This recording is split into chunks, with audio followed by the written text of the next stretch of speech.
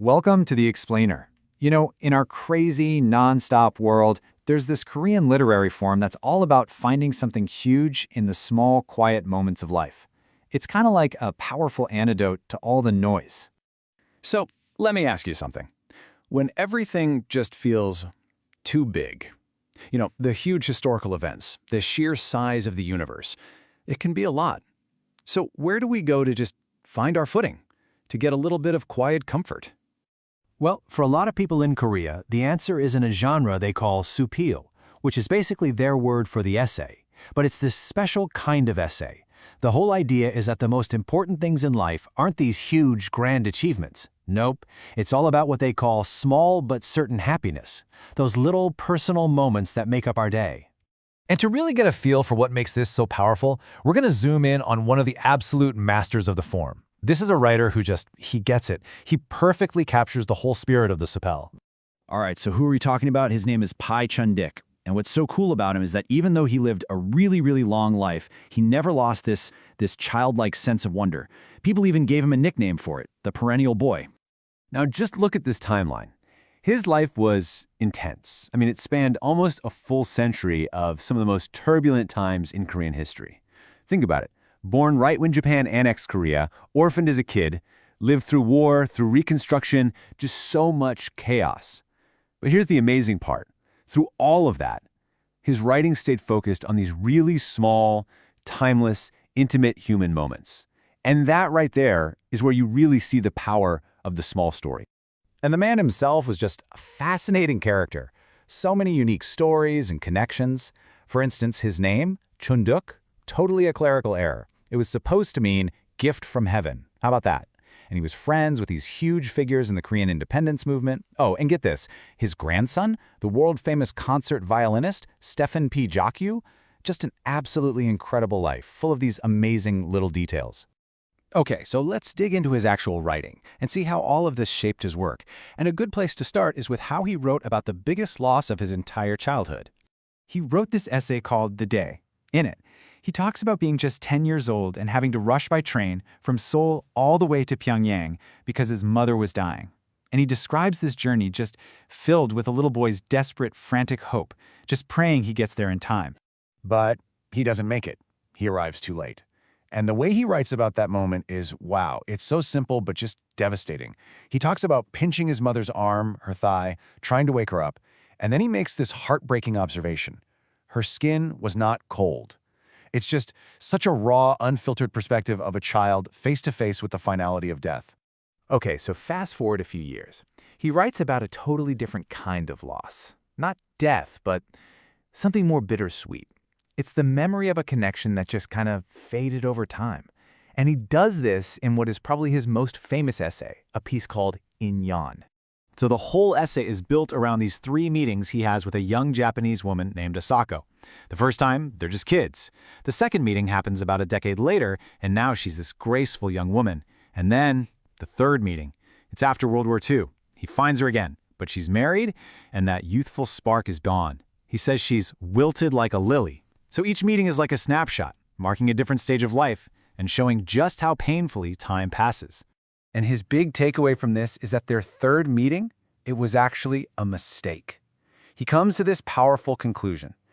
Sometimes the most profound connections we have in life are actually better off just living in our memory, right? Where they can stay perfect instead of being tarnished by the harshness of reality. So all of this really brings us to the big question. Why does his work and this whole style of essay still resonate so deeply with people today?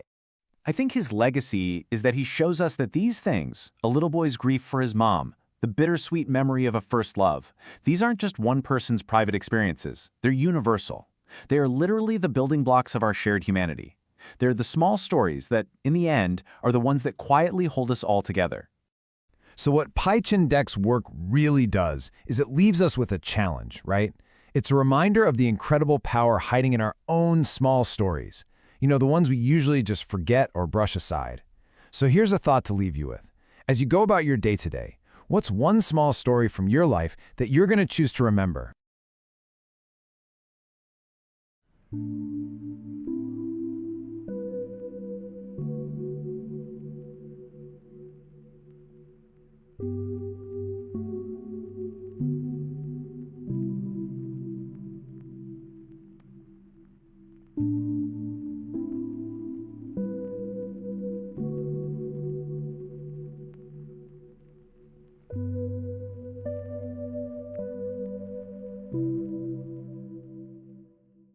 Welcome to The Explainer. Today, we're going to dive into this really powerful Korean philosophy, but we'll do it through a story about a monk and his two most prized possessions. It's kind of wild how letting go of something so small can unlock this massive, totally unexpected sense of freedom. Okay, so our story kicks off with this monk. His name is Beopjeong, and in his, super quiet, solitary life, these two orchids he had, well, they weren't just plants. They were basically his companions, the only living things he really focused on. But as you can probably guess, this deep love he had for them, it was about to teach him a really profound and, honestly, a pretty tough lesson. All right, let's get into it. How did a couple of plants end up revealing such a complex truth about human attachment? So what started as care, it kind of morphed into this constant, nagging obsession. I mean, this guy's a monk. He's supposed to travel for his duties, right? But he couldn't. He'd be gone and just worrying the whole time. Did I leave a window open for them? Did they have enough water? He'd literally rush home early just to check on them. These orchids, they weren't just in his home. They had started to completely own his time.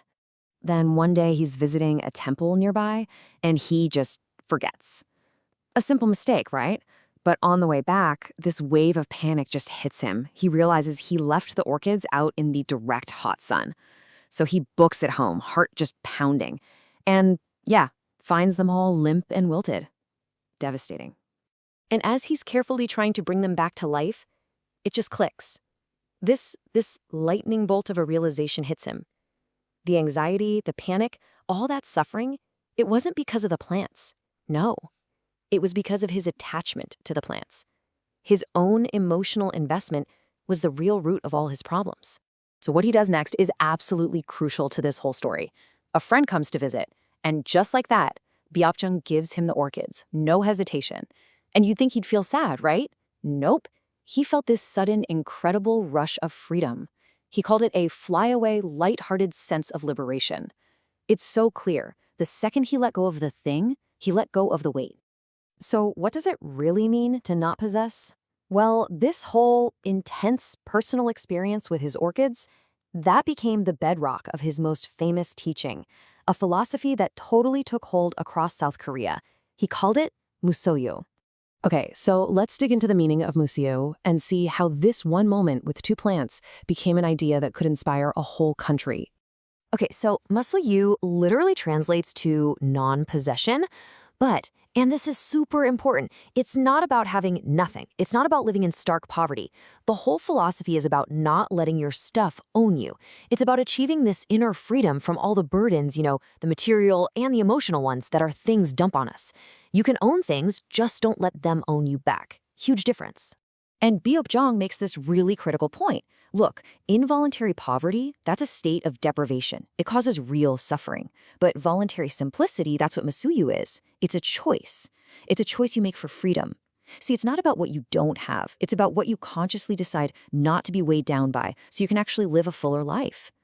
All right, so this philosophy of non-possession, it's about to face the ultimate test. And I mean a very public one. 100 billion won. In 1996, that was the price tag on a piece of property that was offered to the guy who, you guessed it, literally wrote the book on not owning things. To put that in perspective, we're talking about nearly 100 million US dollars back then. Just incredible. So here's the paradox, and it's a good one. The owner of this massive, lavish estate in Seoul called Yeong-bok, I mean, it used to be a fancy restaurant with over 40 buildings. She reads Beopjeong's book, musoyo, and is so moved by it that her big takeaway is, I have to give this entire property to him. You can't make this stuff up. But hold on, this wasn't like a one-and-done deal. She first offered it to him way back in 1987. And for 10 solid years, Beopjeong just kept saying no, politely but firmly. He was sticking to his principles. It was only after a decade of her not giving up that he finally went, okay, I'll accept, but with some pretty big conditions. And this is where you see the philosophy in action just perfectly. He resolves this huge paradox. How? First, he sets a condition. This space has to be for everyone. It can't be his. Then he sets up a foundation, the clear and fragrant foundation, to manage the whole thing. He renames the property Gilsangsa Temple and opens it up to the public as this amazing, peaceful oasis right in the middle of the city. He took a personal gift and turned it into a public good, without ever possessing a single piece of it himself. Absolutely brilliant. So, why are we talking about this? Why does a story from decades ago still hit so hard today, especially when our lives feel more cluttered than ever? You know, our orchids today, they look a little different, don't they? Maybe it's that online game you have to log into every single day so you don't fall behind. That's a burden. Or think about an overstuffed fridge and that constant anxiety about food going to waste. That's a burden too. It's the exact same idea behind things like minimalism or doing a digital detox. The stuff we cling to, it creates this weight of obligation and fear. I love this quote. It's from an author who actually tried living without a refrigerator, and he asks, "How many of my dreams have I let spoil, like food in the back of the fridge, by putting them off for a future that never comes?" Wow.